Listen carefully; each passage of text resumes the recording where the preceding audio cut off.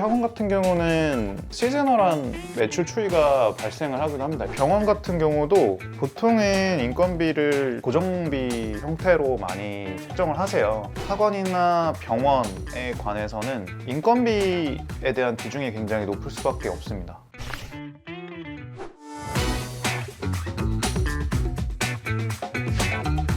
다음 주제인데요.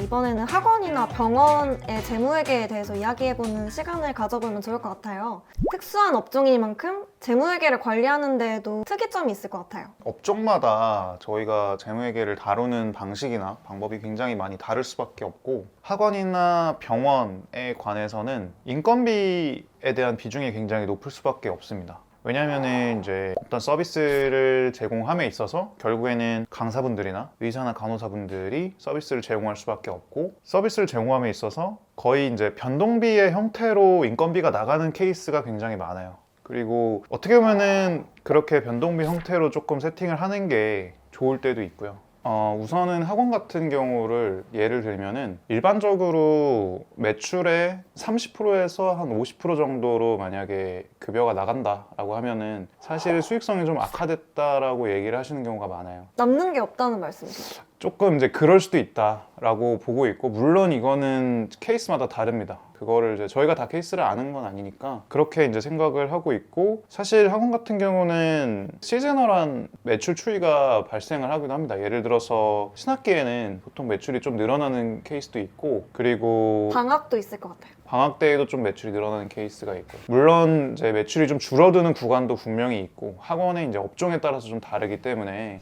잠깐 학원의 운영에 대해 조금만 더 자세히 알아볼까요? 일반 학원은 모객과 운영의 사이클이 비교적 명확한 편입니다. 교육 정책에 따라 1월부터 12월까지 일정이 고정되어 있어 뚜렷한 시기를 따르게 되죠. 이때 학원의 모객 성수기는 학기 초나 방학 시기에 집중되는데요.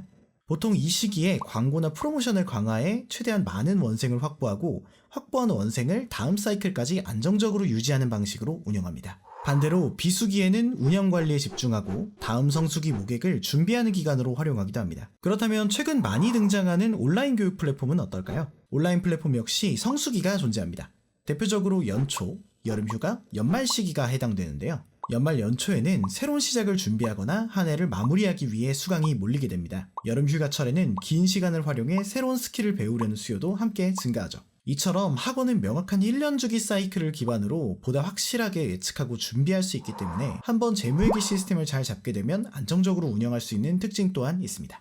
그래서 결국에는 저희가 1년치 데이터를 보고 판단을 해야 돼요. 학원 운영하시는 분들도 시즈널한 것들을 어느 정도는 이제 감안을 하시고 1년치 이제 매출이나 재무 데이터를 쭉 보고, 우리가 고정적으로 뭐 강사 비용은 어느 정도 쓰면 되겠다. 근데 이때는 조금 사람들이 몰리니 예를 들어서 시간 강사제를 좀 도입을 한다든지, 그래서 이제 매출 대비 이제 원가를 약간 변동비 형태로 좀 더 가져간다든지, 아니면은 이제 지금 있는 강사분들한테도 인센티브 형태로 좀 제공을 해서, 결국에는 저희가 해야 되는 거는 조금 학생이 몰릴 때 오히려 강사들한테 좀 페이를 많이 주고, 학생이 좀 덜 할 때는 고정비를 좀 줄이는 방향으로 설계를 하시는 게 1년치 전체를 봤을 때 재무적으로 안정적으로 가져갈 수 있는 상황이기 때문에 그런 구조를 만드시는 걸 좀 추천을 드리고 있어요. 인건비를 고정비나 변동비에 각각 넣을 수 있다는 점이 되게 특이하다고 느껴지는데요. 그럼 혹시 병원 같은 경우에는 어떤가요? 병원 같은 경우도 사실은 조금 다를 수 있는데, 보통은 인건비를 고정비 형태로 많이 책정을 하세요. 하지만 이것도 병원의 특성이나 병원의 제도에 따라서 조금 다르게 할 수 있습니다. 병원도 말씀드린 대로 시즈널한 매출에 대한 등락이 좀 있을 수밖에 없어요. 아니면은 뭐 어떤 때가 있을까요? 새해라든지 아니면 연휴 때, 그런 때에 뭐 도수 치료나 이제 피부 미용 이런 것들도 많이 받으실 수 있잖아요. 이제 그럴 때 조금 매출이 집중되는 구간도 분명히 있고요. 그리고 병원마다 조금 다른데, 소규모 의원 같은 경우는 외래 진료 쪽 비율이 조금 더 높으세요. 외래 진료요? 외래 진료라는 거는 입원 진료가 아니고, 입원하지 않은 분들이 들어오셔가지고 진료를 받으시고 비용을 내시는 이제 이런 부분이 있는데, 병원은 사실 이제 크게 두 가지 매출로 나뉘거든요. 그래서 외래 진료 매출이랑 이제 입원 진료 매출, 특성이 조금 있습니다. 이번 진료 매출 같은 경우는 조금 더 많은 돈을 내시고 서비스를 받으시지만 조금 변동성이 큰 부분이 있어요. 대신에 외래 진료 같은 경우는 회전율이 높고 변동성이 좀 적어요. 대신에 이제 환자당 내는 비용이나 매출이 조금 적은 경우가 있습니다. 소규모 병원 같은 경우는 이 외래 진료 비율을 좀 높이는 편이 재무적으로는 좀 안정적일 수밖에 없습니다.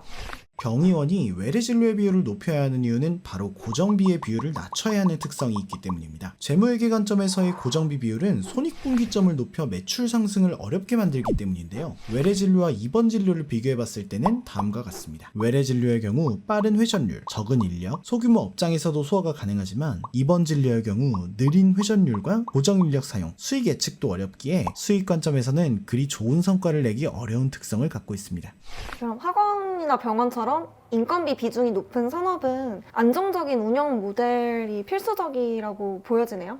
네, 맞습니다. 그래서 사실 시즌의 등락이 있는 이런 업종들, 그리고 인건비 비율이 높고 이런 것들을 사실 고정비로 세팅할 건지 변동비로 세팅할 건지에 대해서 어떻게 보면 재무 전략이 좀 달라져야 되는 부분이 있어요. 아까 말씀드렸듯이 병원 같은 경우도 환자가 몰릴 때는 페이닥터를 조금 활용을 해서 고정적으로 나가는 비용보다는 좀, 변동비에. 네, 변동비에 조금 더 이제 포커스를 맞추고 환자가 조금 적을 때는 이제 약간 버티기식으로 갈 수도 있는 부분이고요. 학원 같은 경우는 강사비를 매출 원가로 측정하는 경우도 있습니다. 병원 같은 경우도 그런 케이스도 분명히 있어요. 강사료나 의사의 이제 월급을 매출 원가로 측정했을 때 전체적인 매출 총액은 좀 떨어질 수는 있습니다. 다만 실제 법인세에 대한 조금 감면 혜택을 받을 수 있고요. 대신에 매출 원가로 어떤 비용을 책정을 했을 때 이제 회계적으로 인정받는 기준은 이제 실제로 그 서비스나 재화를 공급함에 있어서 직접적인 연관이 있었느냐 이제 이런 것들을 보기 때문에 그거는 이제 세무사님과 상담해서 판단하에 그렇게 진행할 수 있는 부분이 있습니다. 다양한 전략들을 선택해서 취할 수 있다는 말씀이신 것 같아요. 네, 맞습니다.